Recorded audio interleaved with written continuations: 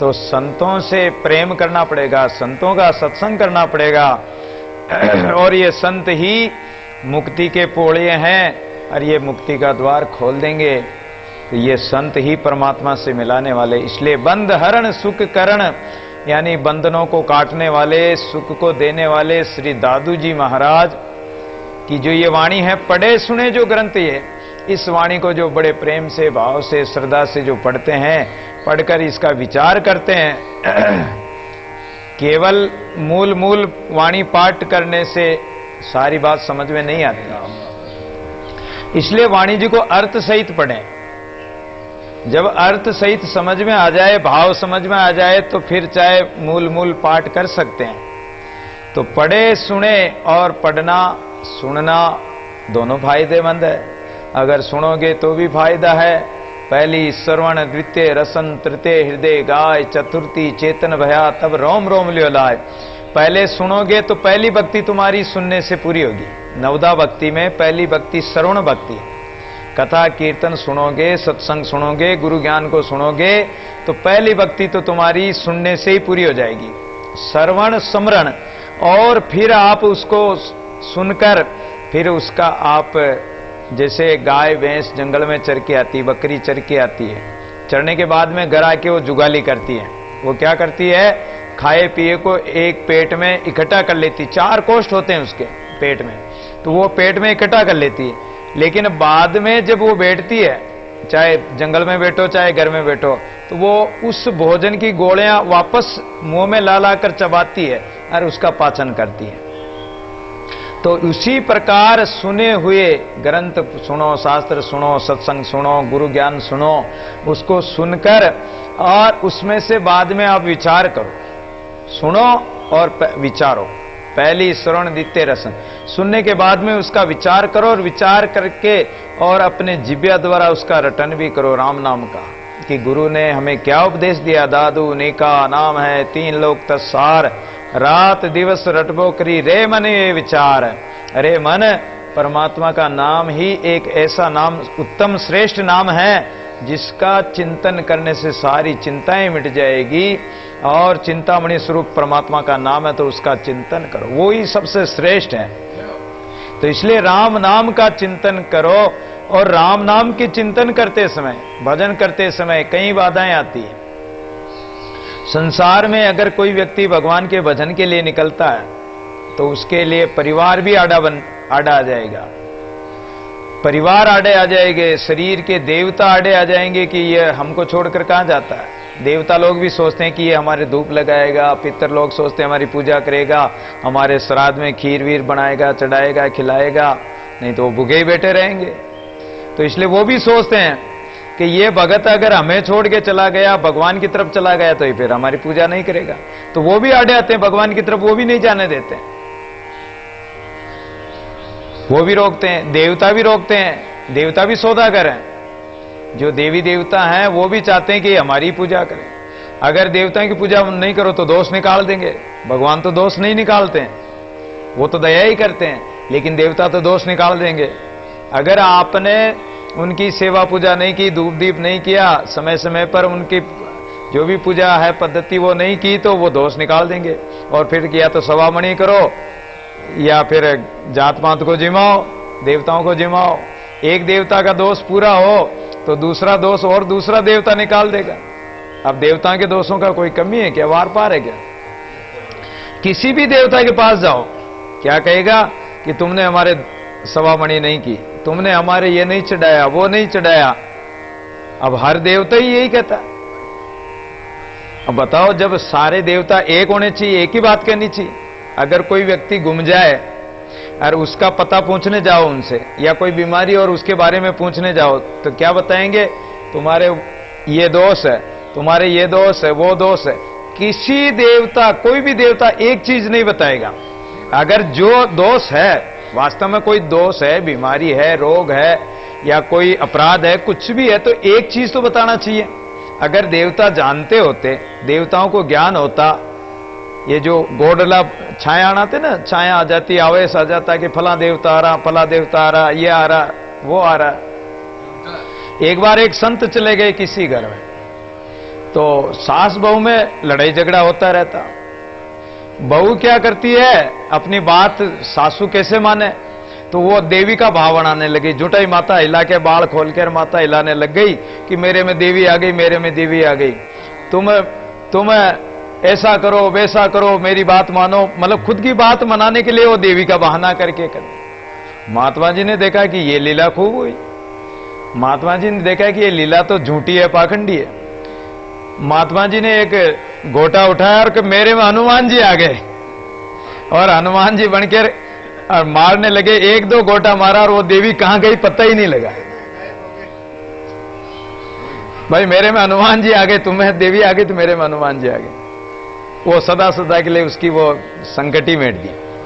अरे एक बात विचार करो, देवी देवता पवित्र होते हैं देवी देवता, ऐसा नहीं कि देवी देवता नहीं है, लेकिन भजन करने वाले का वो कुछ भी नहीं बिगाड़ सकते। और भजन करने वाले के तो आगे पीछे वो हाथ जोड़कर खड़े रहते हैं, सेवा में खड़े रहते हैं देवी देवता।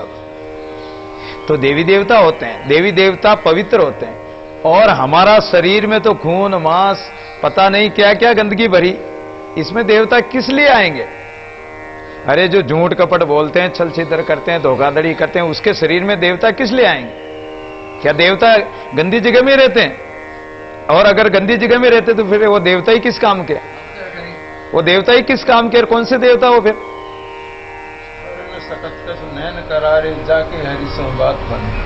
तो इसलिए देवी देवता सौदागर होते हैं। इसलिए देवी देवताओं का भी वो भी रोकते हैं कि तुम भगवान की तरफ मत जाओ, हमारी पूजा करो। भाई हमें कोई छोड़ के जाए, जैसे वकील है, आपके वकील, आपका केस चल रहा है, अगर आप किसी दूसरे के पास जाना चाहोगे तो वो जाने नहीं देगा।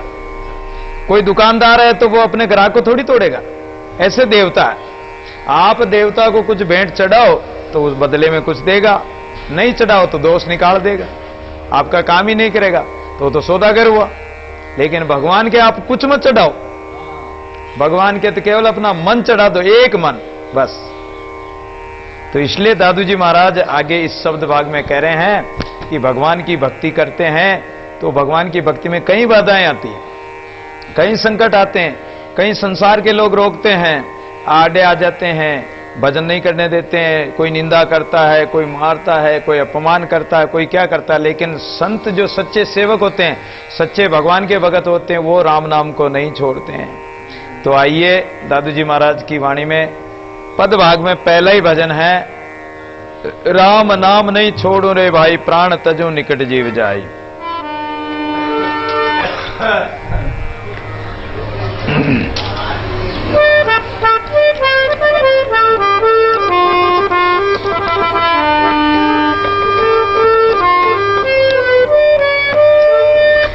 राम नाम नहीं छोड़ो रे भाई, राम नाम नहीं छोड़ो रे भाई, प्राण तजे हूँ निकट जीव जाई, प्राण तजे हूँ निकट जीव जाई, राम नाम नहीं छोड़ो रे भाई, राम नाम नहीं छोड़ो रे।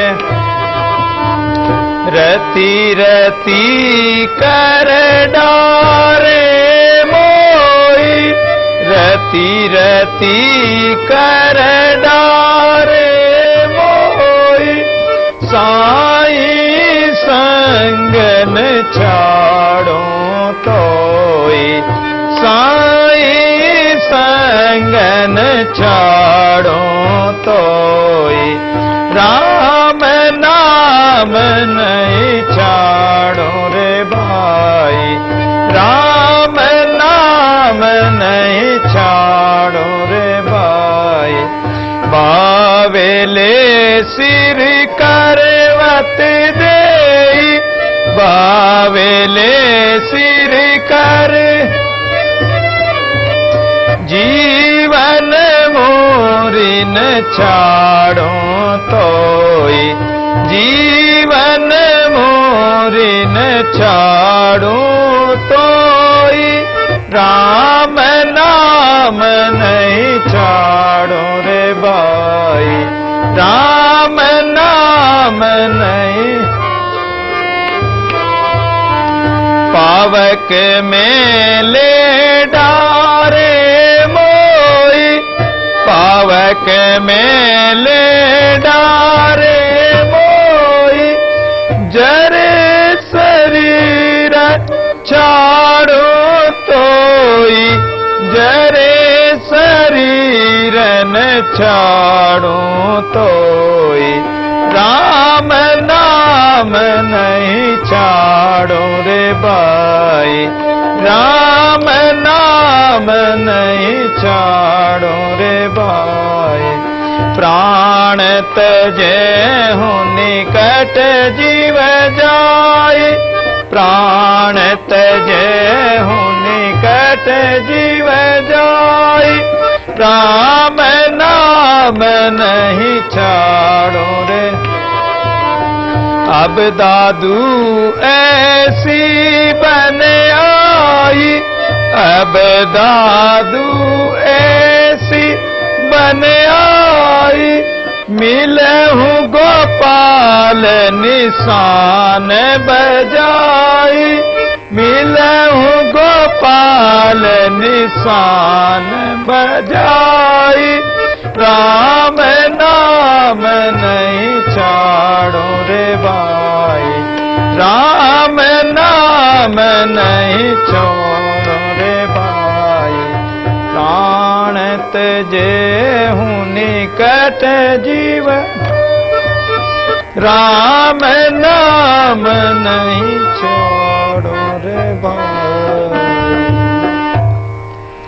राम नाम नहीं छाड़ूं भाई, राग गौड़ी का प्रथम पद है। राम नाम नहीं छोड़ूं भाई, प्राण तजूं निकट जीव जाई। हमारे में तो थोड़ा सा संकट आता है, हम राम नाम को छोड़ देते हैं। कोई सा थोड़ा सा संकट आया और भगवान को छोड़ देते हैं कि अरे भगवान तो कुछ नहीं करते। लेकिन भगवान का सच्चा भरोसा हो, विश्वास हो, दादू मोई भरोसा मोटा, तारण तिरण सोई संग मेरे, कहां करे कली खोटा। बड़े बड़े भक्तों का हम भक्तमाल में उदाहरण पढ़ के आए हैं, उनकी चर्चा करके आए हैं कि भक्तमाल में देखो भक्तों की भगवान कैसे कैसे रक्षा करते। जंगल में कोई बचाने वाला नहीं, लेकिन भगवान धनुष बाण लेके आ गए और उससे एक ब्राह्मणी बाई की रक्षा कर दी। नरसिंह भगत को भगवान पर भरोसा था तो भगवान स्वयं उनके लिए भात भरने आए थे, मायरा भरने आ गए। इससे और क्या बड़ी बात हो सकती है। और बड़े बड़े भक्तों में जो भी संकट आए, उन संकटों से भगवान ने बचाया है।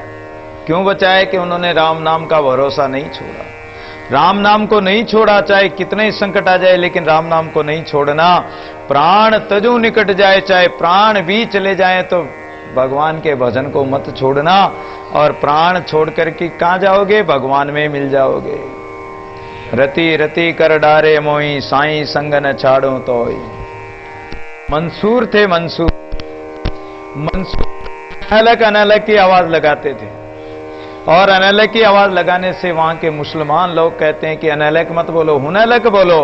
अर्थात मैं खुदा हूं, मैं स्वयं खुदा मत बनो कि वो परमात्मा है, वो खुदा है, वो मालिक है, वो अल्लाह है, ऐसे बोलो। लेकिन मंसूर तो अनहलक अनहलक की आवाज लगाने लगा। मुसलमानों ने, बादशाह ने आदेश दिया कि इसको पत्थर मारो। सब ने पत्थर मारे।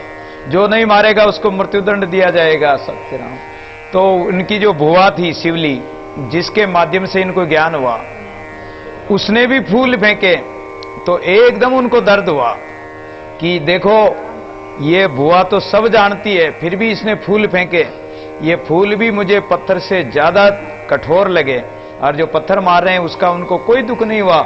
वो अनहलक अनहलक यानी मैं स्वयं ब्रह्म हूं, अहम ब्रह्मास्मि, मैं खुदा हूं, इस प्रकार वो बोलते रहे। जब वो नहीं माने तो उसके शरीर के टुकड़े टुकड़े कर दिए और फेंक दिए। तो टुकड़ों टुकड़ों में से आवाज आती है अनहलक अनहलक अनहलक। अब क्या करें? फिर टुकड़ों को बीन के कहते हैं कि उनको और उस पर आग में जलाकर भस्म कर दिया, फिर भी उनके उन भस्मी से भी तालाब में फेंक दिया तो लहरों लहरों में अनहलक अनहलक की ध्वनि आती। अब क्या करें? अब कहां जाएंगे, अब क्या करेंगे? राख बनाने के बाद अब क्या बनाएंगे उसका? तो भगत इतना कष्ट आने पर भी राम नाम को नहीं छोड़ते हैं। और हमारे में तो थोड़ा सा कोई बात आ जाए, संकट आ जाए, राम नाम को छोड़ देते, भरोसा छोड़ देते, तो भगवान कैसे रक्षा करेगा? इसलिए भगवान का भरोसा विश्वास पूरा रखो, दृढ़ निष्ठा से रखो कि कभी भी कोई भी संकट आए तो भगवान का भरोसा रखो, भगवान का विश्वास रखो, भगवान अवश्य रक्षा करेंगे। सेवक की रक्षा करे सेवक के प्रतिपाल, सेवक की बाहर चढ़े दादू दीनदयाल। वो परमात्मा ऐसा है दीनानाथ कि वो सबकी रक्षा करता है। भावे ले सिर करवदे जीवन मोरी न छाड़ू ते, चाहे मेरा सिर भी काट दो तो भी राम नाम नहीं छोड़ेंगे। मीरा का सिर काटने के लिए राणा आ गया और बोला कि किससे बात कर रही थी, मैं तुम्हारा सिर काट दूंगा, कि लो सिर काट लो, ये मेरा सिर आ गया। उसने तलवार भी चलाई लेकिन मीरा का बाल भी बांका नहीं हुआ। जिसका रक्षक सांवरिया हो उसका कौन बाल बांका कर सकता है। रति रति कर बावेली सिर करवदे। और राजा मोहरदत्त के पास भगवान परीक्षा लेने चले गए अर्जुन को, और दोनों ब्राह्मण बनकर साथ में एक शेर लेकर चले गए और बोले कि हमारा आतिथ्य से पहले इस शेर को भोजन कराओ, जब हम भोजन करेंगे। बोले शेर का भोजन? बोले शेर का भोजन तो महाराज हम करवा देंगे। कि नहीं, तुम्हारे शरीर से शरीर का मांस खाएगा। तो राजा मोहरदत्त कहता है कि मेरे शरीर के टुकड़े कर लो, मेरे शरीर का खिला दो। रानी कहती कि मैं अर्धांगिनी हूं, मेरे शरीर का खिलाओ। जब दोनों लड़ने लगे तो लड़का कहता है कि पहले मैं हूं, मेरे माँ बाप के मेरे रहते हुए मेरे माँ बाप मेरे सामने नहीं, मेरे सिर के पर आरा चलाकर और इस शेर को खिलाओ। अब भगवान जो अर्जुन और भगवान कहते हैं कि तुम्हारे पुत्र को तुम चीर के आधा शरीर आधा हिस्सा इस शेर को खिलाना पड़ेगा, लेकिन एक आंसू नहीं आना चाहिए। बोले कि नहीं आएगा। जब वो चीर रहे थे, सिर चीर दिया, तब कहते हैं कि राजा के आंसू आ गए। तो भगवान ने कहा कि हमारा शेर नहीं खाएगा। बोले कि आंसू इसलिए आए कि देखो हमारे पुत्र का शरीर तो देह तो काम आ रही है, परोपकार में काम आ रही, लेकिन ये हमारा शरीर काम नहीं आया, इसलिए हमारे आंसू आए। महाराज ने कहा जब तो ठीक है। फिर आधा शरीर शेर को खिलाया और आधा शरीर आधा हिस्सा महलों में रख दिया। जब भोजन लगाया तो बोले कि एक थाली और लगाओ, पुत्र की थाली और लगाओ राजकुमार की। अब राजा रानी हक्के बक्के हो गए कि आधा तो चीर दिया, आधा हिस्सा शेर को खिला दिया, अब कहां से खाने आएगा। लेकिन भगवान ने आवाज दी कि आवाज दो अंदर से। पुत्र को आवाज दी और राजकुमार अंदर से उठ के आ गए। वहां कौन सा किसको चीरना था, किसको मरवाना था, वो तो भगवान ही थे। तो भावे ले सिर करवदे जीवन मूरी न छोड़ूं, तो चाहे मैं हमारा शीश भी काट दे तो हम भगवान के भजन को नहीं छोड़ेंगे। जीवन जड़ी, मूरी कहते हैं जड़ी को, जीवन की जड़ी राम नाम है। राम नाम की ऐसी बूटी है ये, पीले ना हरि नाम की बूटी। तो ये हरि नाम की बूटी है, राम नाम की जो जीवन जड़ी है, जीवन का हमारा सार आधार है, उस जड़ी को हम कैसे छोड़ सकते हैं जी। पावक में ले डारे मोई जरे शरीर न छाड़ो तो, धन प्रहलाद कीनो वाद विदना के काज जाऊ तन आज मैंने छोड़ू टेक राम की, अग्नि तपायो तन जिए माई एक पन हरि बिन जाऊं जरी देहूं कौन काम की। देखो कसी जल थल उबर्यो भजन बल रटत अखंड सरनाई सत्य श्याम की, असुर की कसर से नरसिंह स्वरूप धर्यो रागो कहे जीत्यो जन बाहें बरियाम की। प्रहलाद को मारने के लिए हिरण्यकश्यप ने कौन सी कमी छोड़ी, मारने के लिए हाथी के पैरों से नीचे कुचलवाया, लेकिन भगवान बचाने वाले, हाथी भी उसका कुछ नहीं बिगाड़ा। पहाड़ों से गिरवाया, लेकिन वो पत्थर भी उनके लिए रुई के पैल बन गए। और कहते हैं कि जहरीले सांपों से डसवाया, लेकिन वो सांप का जहर भी उनके नहीं चढ़ा। जब आगे राम नाम है, राम नाम के आगे कोई भूत प्रेत जहर वगैरह कोई भी विद्या नहीं चलेगी। राम नाम मंत्र ऐसी शक्ति है कि उस मंत्र के आगे भूत प्रेत मूठ मलेच्छ मंत्र इत्यादि और जहर वगैरह कुछ भी नहीं चलेगा उसके आगे। राम रक्षा करने वाले थे, और सेवक की रक्षा करे तो परमात्मा जब रक्षा कर रहे थे, जाको राके साइया मार सके ना कोई, बालन बांका कर सके जे जगवेरी होई। प्रहलाद को मारने के लिए और अपनी बहन होलिका को कहा कि तुम्हें वरदान मिला हुआ है। एक साड़ी मिली हुई थी ब्रह्मा जी से कि उसको ओढ़ के अगर आग में बैठ जाओ तो जले नहीं। तो हिरण्यकश्यप ने कहा कि तू इस दुष्ट प्रहलाद को लेके बैठ जा रही, तू तो जलेगी नहीं, ये जल जाएगा। लेकिन भगवान की ऐसी कृपा हुई, ऐसी हवा चली कि वो साड़ी उड़कर प्रहलाद के ऊपर ढक गई, तो प्रहलाद तो बच गया और होलिका जल गई, जलकर राख हो गई। तो रक्षा करने वाला परमात्मा, परमात्मा का भरोसा प्रहलाद ने नहीं छोड़ा कि चाहे पावक में ले डारे मोई, अग्नि में भी चाहे मुझे जलाओ, लेकिन बस जरे शरीर न छाड़ूं, तो शरीर जल जाए राख हो जाए, लेकिन भगवान के भजन को नहीं छोड़ूंगा। अब दादू ऐसी बनाई मिलूं गोपाल निशान बजाए। दादू जी महाराज कहते हैं कि अब तो ऐसी स्थिति हो गई है, ऐसी भावना बन गई है कि अब चाहे कुछ भी हो जाओ, अब तो डंका बजा के, निशान बजा के और उस गोपाल, उस परमात्मा में, इंद्रियों के जो स्वामी हैं परमात्मा, उस परमात्मा में मिलेंगे। ऐसी भावना हो, सच्ची भावना, तो परमात्मा कहीं दूर नहीं है। परमात्मा तो पलक में ही प्रकट जाता है। राम नाम जन छाड़े कोई, राम कहत जन निर्मल होय, राम कहत सुख संपत्ति सार, राम नाम तिरलंगे पार। राम कहत सुधि बुद्धिमति पाए, राम नाम जन छाड़ो भाई, राम कहत जन निर्मल होय, राम नाम कह कुसमल होय। राम कहत को नहीं तारे, यूं तत दादू प्राण हमारे। अब फिर उपदेश करने लगे कि राम नाम जने छोड़े कोई। अरे भाइयों, राम नाम को क्यों त्यागते हो? त्यागना है संसार के विषय वासना को, माया मोह को, संसार के क्षणिक पदार्थों को छोड़ना है, और तुम राम नाम को ही छोड़ रहे हो।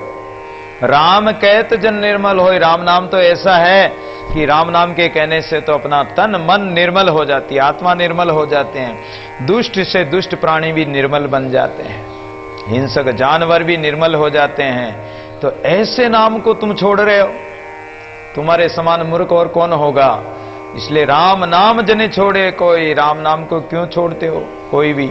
राम कहत जन निर्मल होय, राम नाम के कहने से तो वाल्मीकि रत्नाकर डाकू वाल्मीकि बन गया और रामायण रच दी जिन्होंने। राम नाम का तो ऐसा प्रताप है। राम कहत सुख संपत्ति सार, राम नाम कहने से तो विभीषण तो राक्षस था, लेकिन राम जी ने आते ही उनको, और राम जी की शरण आ गया तो आओ लंकेश, उनको सारी सुख संपत्ति लंका उन्हीं को दे दी, रावण के जिंदा होते हुए, और लंका उनको दे दी। राम नाम से तो अनेक और सुख संपत्ति, आनंदी आनंद प्राप्त होता है।